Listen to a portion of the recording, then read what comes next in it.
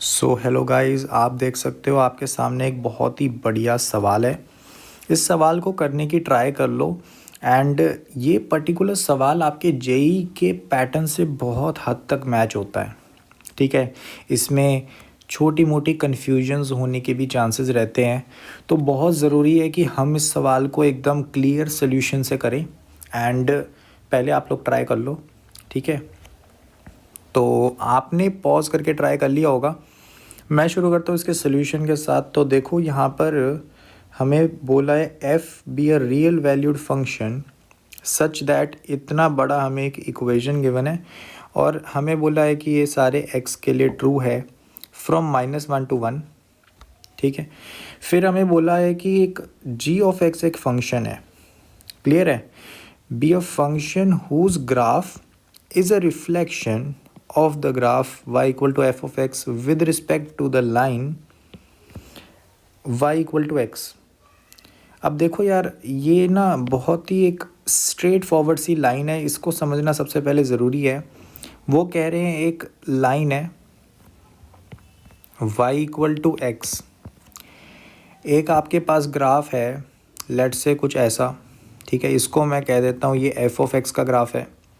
तो वो कहना चाहते हैं कि जो जी ऑफ एक्स का ग्राफ होगा वो इसका रिफ्लेक्शन होगा about this light blue line. तो वो कुछ ऐसा सा होगा, ये अपना जी ऑफ एक्स है। एंड ये जो बेसिक सी बात है कि ये y इक्वल टू एक्स में रिफ्लेक्शन है, इस बात से मैं एक चीज़ कंक्लूड कर सकता हूँ जो कि बहुत ही स्ट्रेट फॉरवर्ड डेफिनेशन होती है इनवर्स फंक्शंस की, कि जो f ऑफ एक्स है वो g ऑफ x का इन्वर्स है, या फिर तुम कह सकते हो इसका ऑपोजिट कि g of x f of x का इन्वर्स है। ये बात कंक्लूड करना कोई मुश्किल बात नहीं है, ये सिर्फ एक बेसिक डेफिनेशन है, एक ज्योमेट्रिकल प्रॉपर्टी है कि इन्वर्स फंक्शंस एक दूसरे के तुम कह सकते हो रिफ्लेक्शन होते हैं y इक्वल टू एक्स वाली लाइन के। तो अब हमें फाइंड आउट करना है ये। अब ये चीज़ है क्या? इस चीज़ को बेसिकली हम कह सकते हैं ये जी डैश ऑफ 3 है। ठीक है, तो हमें इसकी वैल्यू बतानी है किसके बराबर नहीं हो सकती। ठीक है, तो देखो भाई, यहाँ पर हम समझते हैं कि जब भी हमारे पास इन्वर्स फंक्शंस होते हैं तो स्टार्टिंग पॉइंट क्या होता है, बच्चों को वही कन्फ्यूजन रहती है। देखो, इसको दो तरीक़ों से स्टार्ट कर सकते हो, मैं लिख देता हूँ यहाँ पर। पहली बात तो होती है कि f of g of x तुम्हारा x हो जाए, या फिर तुम इसको एक और तरीके से स्टार्ट कर सकते हो कि g of f of x तुम्हारा x हो जाए। जिस मर्जी से स्टार्ट करो आंसर तुम्हें मिल जाएगा। ठीक है, तो यहाँ पर अब हम किसी भी एक को सिलेक्ट कर लेते हैं। लेट्स से मैं कह देता हूँ कि यार f of g of x वाला। ठीक है, तो मैंने ये सिलेक्ट कर लिया कि हाँ, इससे मैं स्टार्ट करूँगा, ये इन्वर्स फंक्शंस के लिए ट्रू होता है। क्लियर है? तो लेट्स सी हम क्या कर सकते हैं यहाँ पर। अब हम इसको डिफ्रेंशिएट कर देते हैं, क्योंकि मुझे जी डैश ऑफ 3 चाहिए ना।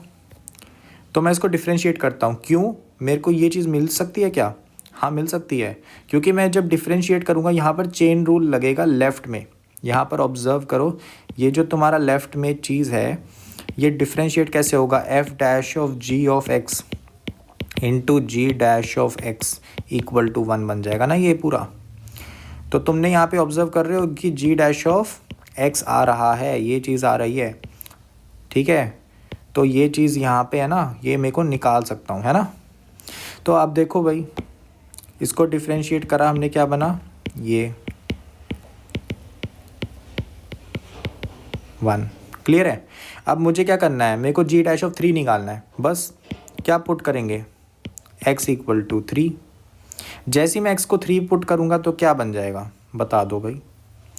जैसे ही x को 3 पुट करा, f dash of g of 3 into G dash of 3 equal to 1। इस इक्वेशन को यहाँ तक अब हम क्या करते हैं, होल्ड पे रख देते हैं कि इतनी इक्वेशन बन गई है, इसको होल्ड पे रखो। हमें अभी क्या करना है, अभी हमें ना इसकी वैल्यू निकालनी है। इसकी वैल्यू हमें नहीं पता, इसकी वैल्यू हमें निकालनी है। क्लियर है? तो इसकी वैल्यू मैं निकालना आपको समझाता हूँ। ठीक है, ये एक बहुत ही इम्पॉर्टेंट बात है यहाँ पर कि इधर तक तो हमने कर लिया जो बेसिक सी बात है, पर इसके आगे प्रोसीड कैसे करें, ये जो हमारे पास अननोन वैल्यू है इसकी वैल्यू कैसे निकालें। तो इसको निकालने के लिए अब हम समझने वाले हैं कि इस इक्वेशन का यहाँ पर क्या इम्पोर्टेंस था। ये वाली इक्वेशन है ना, इसका यहाँ पर क्या इम्पोर्टेंस था। तो F dash of G of 3 मुझे निकालना है। तो सबसे पहले तो मैं क्या करता हूँ, देखो इस इक्वेशन में, ठीक है, ऑब्ज़र्व करो, ठीक है, ऑब्ज़र्वेशन बहुत ज़रूरी है। तो मैं थोड़ा सा इरेज़ करता हूँ यहाँ पे स्टार्टिंग पॉइंट्स, क्योंकि हमने इक्वेशन निकाल ली है, ठीक है। एंड अब हम समझने वाले हैं इस इक्वेशन में ना, तो इक्वेशन में ऐसा करो, x की जगह ना 0 पुट करो, x को 0 पुट करो, पुट x इक्वल टू 0। जैसे ये करोगे क्या बन जाएगी इक्वेशन, f ऑफ 0 e की पावर x तो 1 बन जाएगा, है ना, e की पावर -2x है ना, वो 1 बन जाएगा क्योंकि x 0 है, इक्वल टू x 0 हो गया, 0 प्लस 3, ठीक है, प्लस आपने क्या करा, इंटीग्रेशन में 0 डाला, ये 0 हो गया, dt divided by square root of t की पावर 6 प्लस 1। एक चीज़ बहुत ही बेसिक है कि यार देखो यहाँ पर क्या हो गया, ये जो है इंटीग्रेशन ये 0 से लेकर 0 तक जा रहा है, मतलब ये एक सिंगल स्ट्रिप है, ठीक है। मतलब मान लो इसका ग्राफ कुछ ऐसा है, एक सिंगल स्ट्रिप है, इसका एरिया 0 होगा। तो सिंपल सी बात है कि भाई 0 से 0 तक जा रहे हैं, एक ही सिंगल स्ट्रिप आ रही है जिसमें कोई भी एरिया है नहीं, तो इसका आंसर क्या आ जाएगा, 0 आ जाएगा। तो ये पूरी चीज़ 0 बन जाती है, क्लियर है। तो यहाँ पर ये पूरी चीज़ 0 है। तो यहाँ से मेरे पास ऑब्जर्वेशन निकल गई कि f ऑफ 0 मेरा क्या है, 3 है। अब क्योंकि ये इन्वर्स फंक्शंस है, क्योंकि ये इन्वर्स फंक्शंस हैं, तो एक चीज़ ऑब्जर्व करो, मैंने एक आपको डेफिनेशन बताई थी ये वाली, याद है, क्लियर है। तो यहाँ पे अगर आप x को 0 पुट करोगे तो क्या मिला कि g of f of 0 equal to 0, और यहाँ पे क्या निकल गया, g ऑफ, यहाँ पे वैल्यू 3 है ना, इसको डालो इस पर, तो g of 3 equal to 0। Clear है, ठीक है ना बात। अगर आपको ये जो साइड में मैंने लिखा, ठीक है, ये स्टार्टिंग पॉइंट हो गया क्योंकि इन्वर्स फंक्शंस हैं, x को 0 डाला एंड ये वाले में वैल्यू डाली और ये निकाला। ये चीज़ समझ नहीं आई तो बेसिक सी बात समझो, बहुत बेसिक बात है, ठीक है। ये तो मैंने आपको मैथमेटिकली दिखाया, लॉजिकली इस बात को मैं एक ही लाइन में कंक्लूड कर सकता हूँ। समझो कैसे, ये मेरा क्या है, इनपुट है, ठीक है, ये मेरा क्या है, आउटपुट है। किस फंक्शन की, f वाले फंक्शन की। अगर g इसका इन्वर्स है तो क्या बात हो गई कि g का अगर मैं इनपुट, क्या रखना है, मैंने यहाँ पे 3 लिखा है ना, तो अगर मैं इनपुट 3 लिखता हूँ तो आउटपुट क्या होगी, 0। कैसे पता लग रहा है, कैसे पता लग रहा है, क्योंकि ये रिवर्स हो जाते हैं। मतलब अगर f फंक्शन की मेरी इनपुट 0 है, आउटपुट 3 आ रही है, तो जो उसका इन्वर्स होगा फंक्शन, उसमें अगर मैं इनपुट 3 डालूंगा तो आउटपुट 0 आएगी। उल्टे हो जाते हैं, इनपुट आउटपुट स्वैप हो जाते हैं इन्वर्स फंक्शंस में। तो सिमिलर सा कॉन्सेप्ट लगाया है। तो यहाँ से हमने क्या निकाल लिया, हमने निकाल लिया कि भाई जो g ऑफ 3 है उसकी वैल्यू 0 है, ओके। तो यहाँ पे हमने थोड़ा सा सिंप्लीफिकेशन कर ली कि f dash of 0 into g dash of 3 equal to 1 है। अब f डैश ऑफ 0 निकालने का हमारा टास्क रह चुका है। अब इसको कैसे निकालेंगे, इसको निकालने के लिए हमें बेसिकली इस इक्वेशन को डिफरेंशिएट करना पड़ेगा। डिफरेंशिएट करना कोई बड़ी बात है नहीं, लेट्स डिफरेंशिएट। देखो डिफरेंशिएट करना कितना आसान है इक्वेशन को, बिल्कुल भी टेंशन लेने वाली बात है ही नहीं इसमें। देखो जो अपने पास यहाँ पे क्या आ गया, तो डिफरेंशिएट करो, लेफ्ट हैंड साइड में डिफरेंशिएट करोगे क्या होगा, एक बार f डैश ऑफ x आ जाएगा, f dash of x into E की पावर -2x ऐसे ही रह जाएगा, प्लस एक बार e की पावर -2x को डिफरेंशिएट करोगे, -2 इंटू ई की power -2x into f of x आ जाएगा एज इट इज़। क्लियर है। राइट हैंड साइड में देखोगे x का डिफ्रेंशिएशन 1 बन गया, 3 का तो 0 बन गया, और हमारे पास ये एक इंटीग्रेशन है विद वेरिएबल लिमिट, तो उसको जब हम डिफ्रेंशिएट करेंगे विद रिस्पेक्ट टू वो वेरिएबल, तो इसमें हमारे पास यूज़ होगा लेबनिज़ रूल। ठीक है, तो लेबनिज़ रूल को अप्लाई करते हैं। तो लेबनिज़ रूल को हमने अप्लाई किया तो बेसिकली बस जो अंदर वाला इंटीग्रेंट है उसमें लिमिट पुट कर देंगे x की पावर 6 + 1, और x का डिफ्रेंशिएशन तो यहाँ पर 1 आ जाएगा -0। क्यों? क्योंकि नीचे वाली लिमिट कांस्टेंट है।